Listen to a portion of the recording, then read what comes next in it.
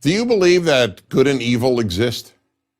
The answer to this question separates Judeo-Christian values from secular values. Let me offer the clearest possible example: murder. Is murder wrong? Is it evil? Nearly everyone would answer yes, but now I will pose a much harder question. How do you know? I'm sure you think murder is wrong, but how do you know? If I asked you how you know that the earth is round, you would show me photographs from outer space or offer me measurable data. But what photographs could you show? What measurements could you provide that prove that murder or rape or theft is wrong? The fact is, you can't. There are scientific facts, but without God, there are no moral facts. In a secular world, there can only be opinions about morality. They may be personal opinions or society's opinions, but only opinions.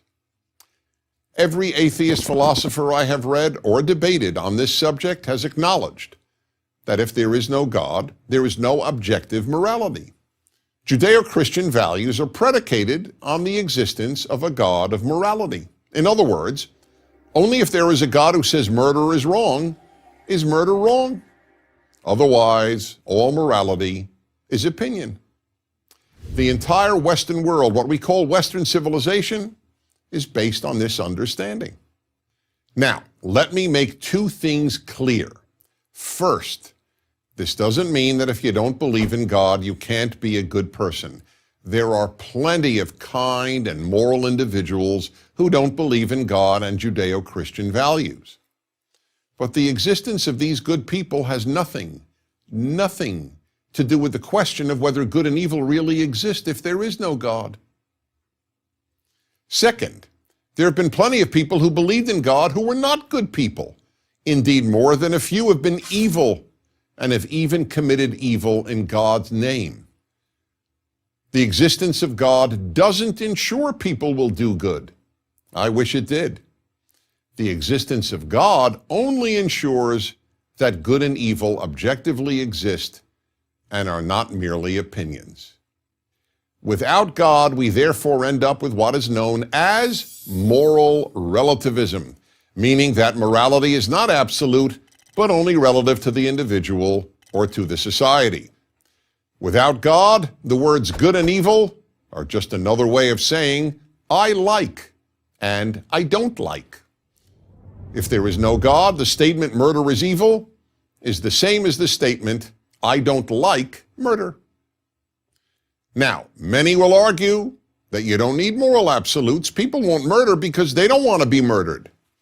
But that argument is just wishful thinking. Hitler, Stalin, and Mao didn't want to be murdered, but that hardly stopped them from murdering about 100 million people. It is not a coincidence that the rejection of Judeo-Christian values in the Western world by Nazism and communism led to the murder of all these innocent people. It is also not a coincidence that the first societies in the world to abolish slavery, an institution that existed in every known society in human history, were Western societies rooted in Judeo-Christian values. And so were the first societies to affirm universal human rights, to emancipate women, and to proclaim the value of liberty. Today, the rejection of Judeo-Christian values and moral absolutes has led to a world of moral confusion. In the New York Times in March 2015, a professor of philosophy confirmed this. He wrote, "What would you say if you found out that our public schools were teaching children that it is not true that it's wrong to kill people for fun? Would you be surprised? I was." The professor then added, "The overwhelming majority of college freshmen view moral claims as mere opinions." So then, whatever you believe about God or religion, here is a fact. Without a God who is the source of morality, morality is just a matter of opinion. So, if you want a good world, the death of Judeo-Christian values, should frighten you. I'm Dennis Prager.